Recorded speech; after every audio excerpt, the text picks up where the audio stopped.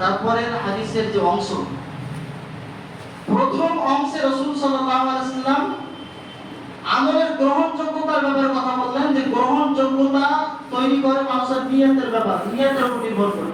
আর নিয়ত যেমন, তার আমলের গ্রহণযোগ্যতাও তেমন হবে আপনার কাছে। তারপরে শুধু এই কথা বলে থেমে গেলেন না, নিয়ত শুধু গ্রহণযোগ্যতাই নির্ধারণ করে না, বরং মানুষের আমলের ফলাফলটা নির্ভর করে নিয়তের উপরে। এ কথা দ্বিতীয় অংশ বললেন। তারপরে এই বিষয়টাকে আরো খোলাসাভাবে বোঝানোর জন্য, মানুষদের কাছে স্পষ্ট করার জন্য রাসূলুল্লাহ সাল্লাল্লাহু আলাইহি ওয়াসাল্লাম সময় প্রেক্ষাপট অনুযায়ী সেই সময়ে চমৎকার একটি উদাহরণ তিনি টেনে এনেছেন নিয়তের ব্যাপারটাতে। তিনি উদাহরণ হিসেবে টেনে নিয়ে এসেছেন হিজরতের কথা বলেছেন।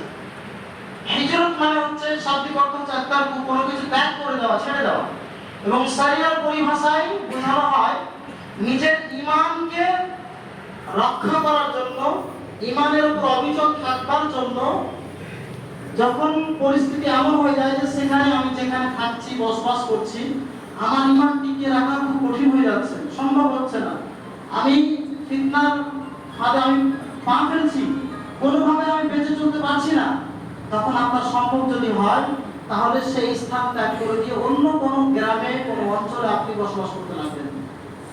এটা হচ্ছে নিজের ঈমানকে টিকিয়ে রাখার জন্য হিজরত করা। তো হিজরতের কথা কেন রাসূল সাল্লাল্লাহু আলাইহি ওয়াসাল্লাম উদাহরণ হিসেবে নিয়ে আসলেন?